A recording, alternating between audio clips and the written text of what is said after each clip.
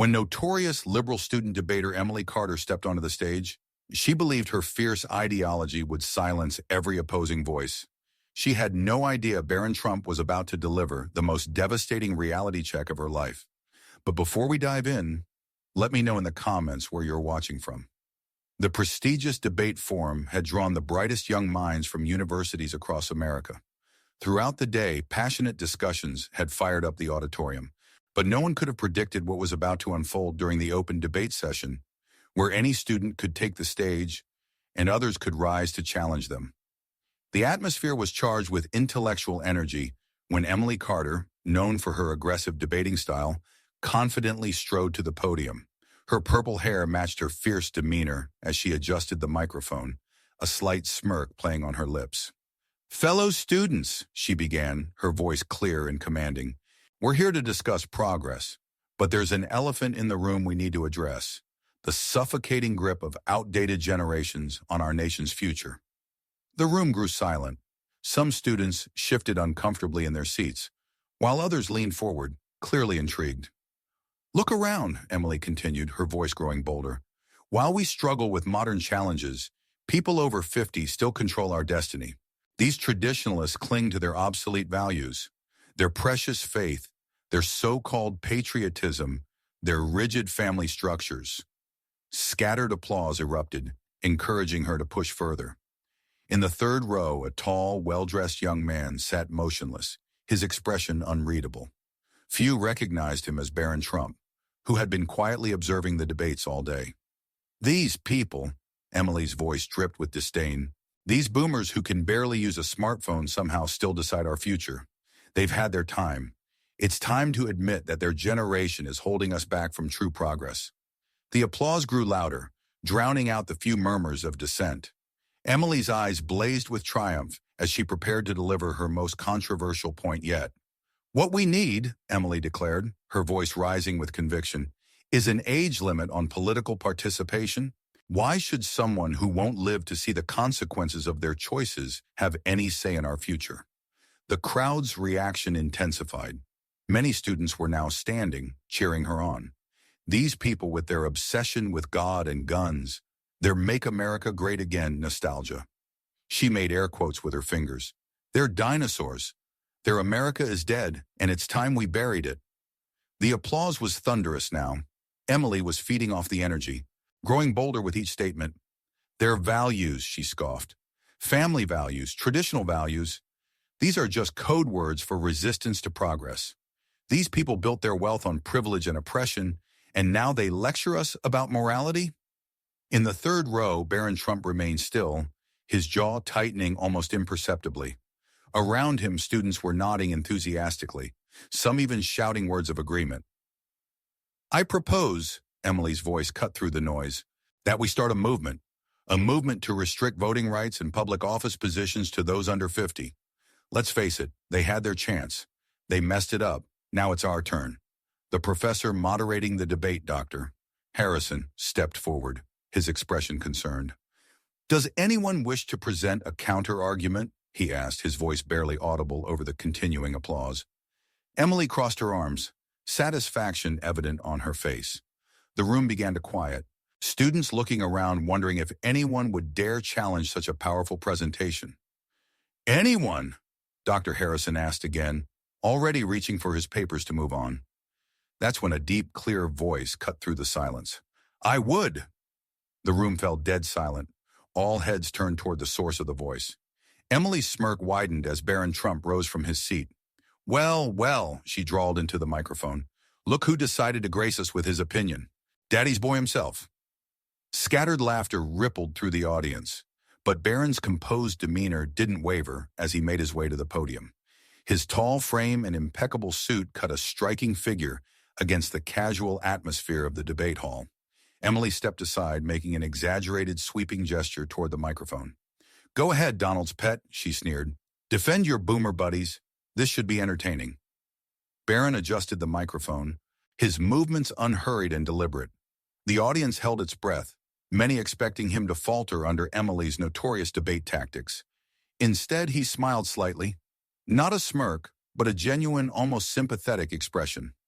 Thank you for your passionate presentation, Emily, he began, his voice steady and measured. But passion without wisdom is like a ship without a rudder, powerful but dangerous. Emily's smile flickered for a moment. She hadn't expected this calm, articulate approach. You speak of progress, Barron continued, but true progress isn't built by tearing down those who came before us. It's built on their shoulders. He paused, letting his words sink in. When you say someone over 50 shouldn't have a voice in our future, do you realize you're talking about the very people who created the technology you used to research your arguments? Emily started to interrupt, but Barron held up a hand, his voice never losing its respectful tone. Please, you had your turn. I listened carefully to every word. The audience stirred. They weren't used to seeing Emily check so gracefully. Now, Barron's voice took on a deeper resonance. Let's talk about what real progress looks like. You mentioned smartphones, Barron began, a hint of amusement in his voice. Did you know that many of the key innovations in your iPhone were developed by people who are now in their 60s and 70s? The same boomers you want to silence? Emily rolled her eyes. That's ancient history. Speaking of history, Barron smoothly interjected, let's talk about your claim that their America is dead. His voice took on an edge of steel beneath its polite exterior. The America they built provides the very platform you're using to attack them. The universities where we study, built by them. The prosperity that allows us to spend our time debating instead of struggling to survive, created by them. The freedom to speak your mind without fear, protected by them. The audience's attention was now fully focused on Barron. Even some of Emily's most vocal supporters were nodding thoughtfully. But they don't understand modern problems. Emily shot back, her voice rising with frustration.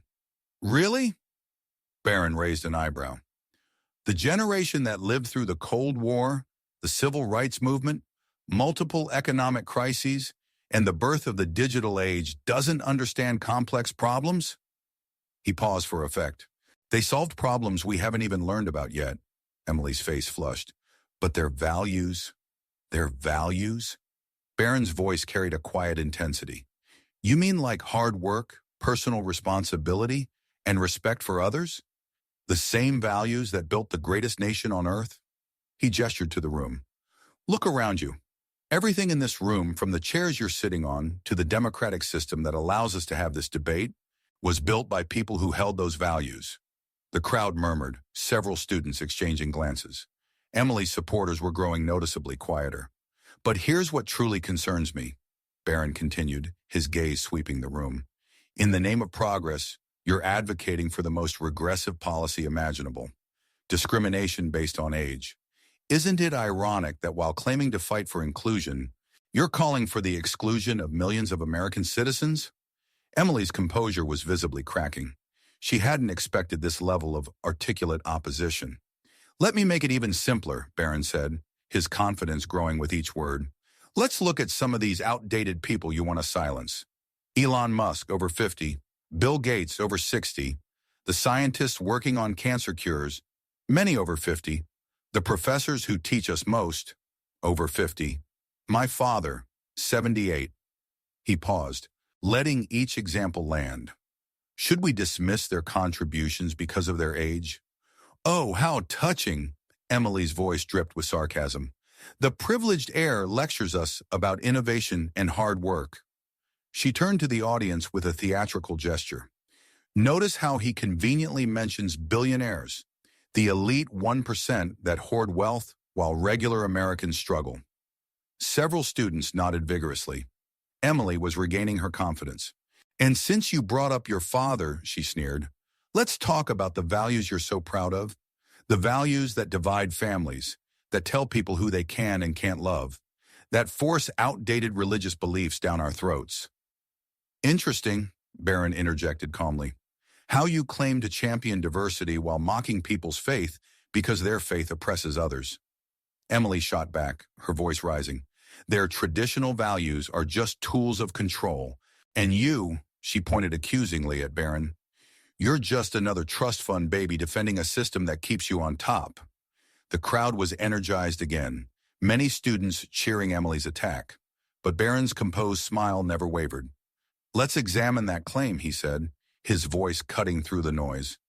"You say they're tools of control, yet these same values taught millions to fight for civil rights, to help their neighbors, to build communities. My trust fund? I've been volunteering at veteran shelters since I was 14. How many hours have you spent helping others, Emily?" The room fell silent. Emily's triumphant expression flickered. "But that's not—" she started. "Not what you meant?" Barron finished. "It never is it? When facts don't match your narrative, you switch to personal attacks. Classic tactic of someone losing an argument. Don't you dare!" Emily's voice cracked with rage. She stormed toward the podium, purple hair wild, finger jabbing the air. "You think you can come here with your suit and your manners and your privilege, lecturing us about values?" The room crackled with tension.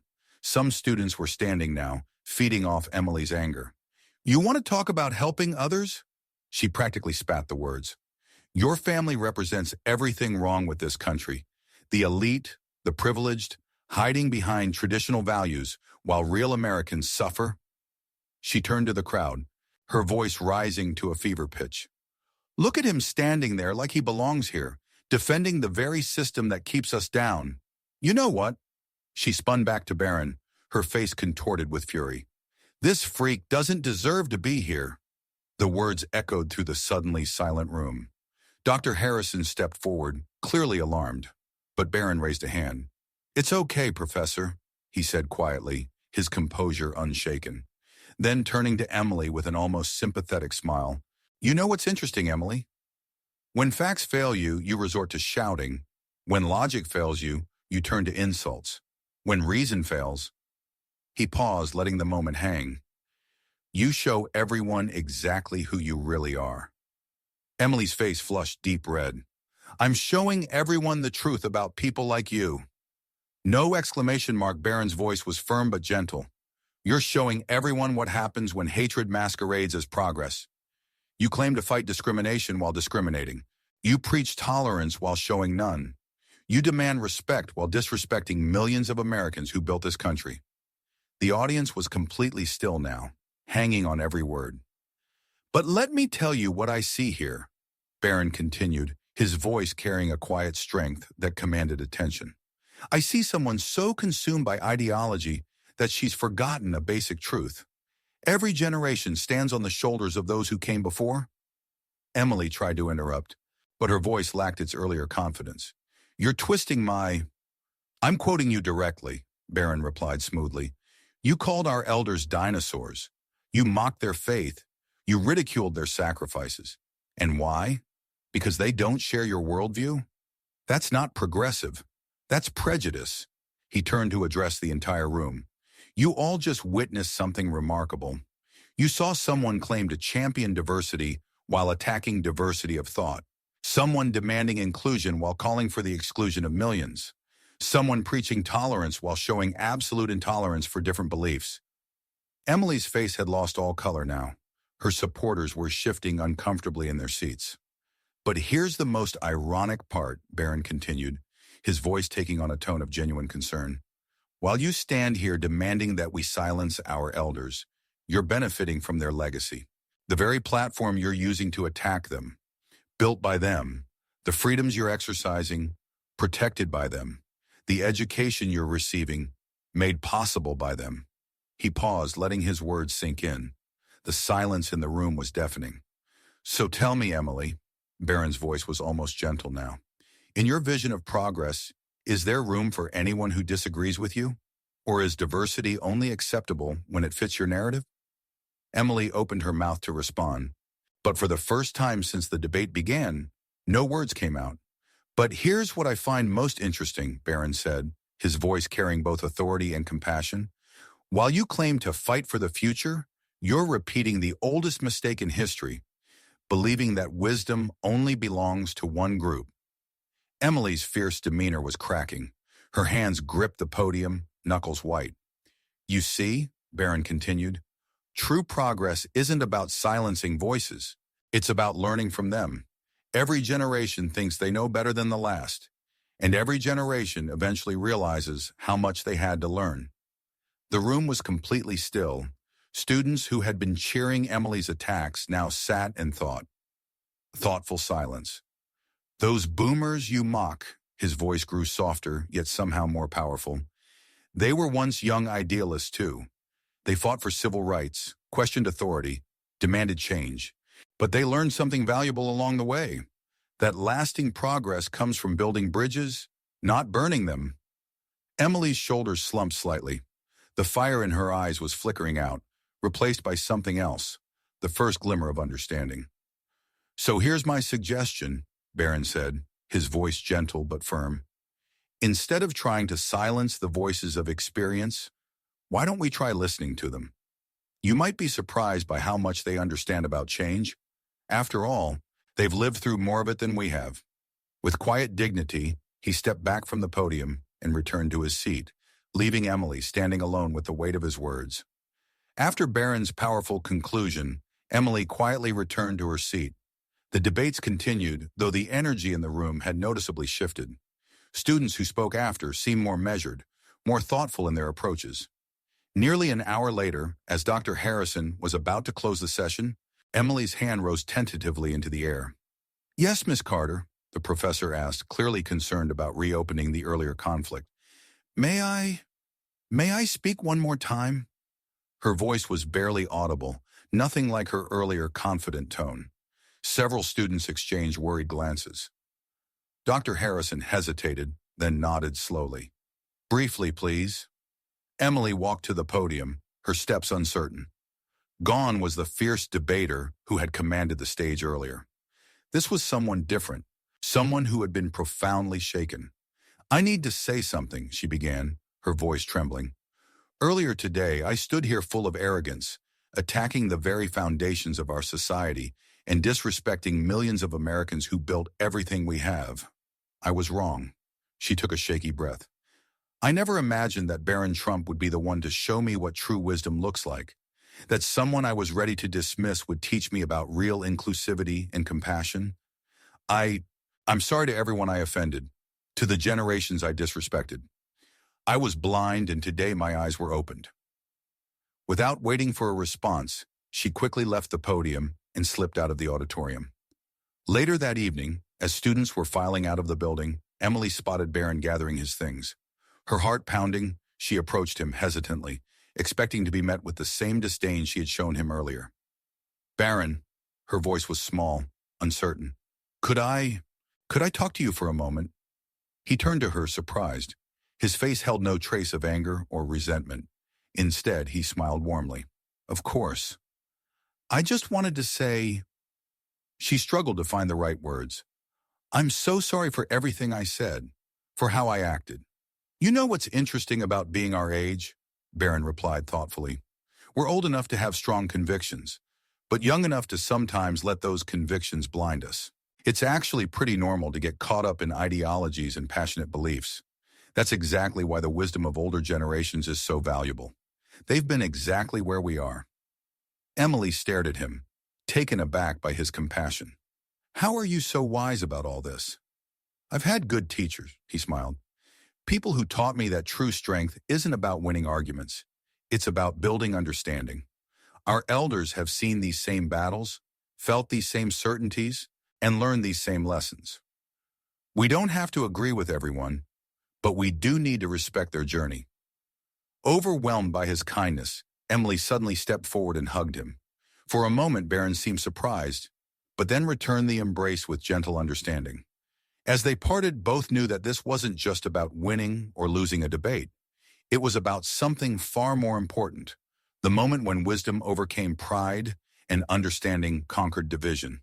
And if you enjoyed the story, make sure to like and subscribe for more inspiring tales that celebrate the values that make America great. Thanks for watching. God bless you, and God bless America. Resentment. Instead, he smiled warmly. "Of course. I just wanted to say..." She struggled to find the right words. "I'm so sorry for everything I said, for how I acted." "You know what's interesting about being our age?" Barron replied thoughtfully. "We're old enough to have strong convictions, but young enough to sometimes let those convictions blind us. It's actually pretty normal to get caught up in ideologies and passionate beliefs. That's exactly why the wisdom of older generations is so valuable. They've been exactly where we are. Emily stared at him, taken aback by his compassion. How are you so wise about all this? I've had good teachers, he smiled. People who taught me that true strength isn't about winning arguments. It's about building understanding. Our elders have seen these same battles, felt these same certainties, and learned these same lessons. We don't have to agree with everyone, but we do need to respect their journey. Overwhelmed by his kindness, Emily suddenly stepped forward and hugged him. For a moment, Barron seemed surprised, but then returned the embrace with gentle understanding. As they parted, both knew that this wasn't just about winning or losing a debate.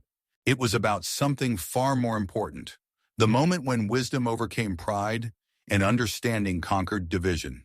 And if you enjoyed the story, make sure to like and subscribe for more inspiring tales that celebrate the values that make America great. Thanks for watching. God bless you, and God bless America. What did you think about Barron's response to Emily's apology? Do you think she truly learned a lesson? Leave your thoughts in the comments below.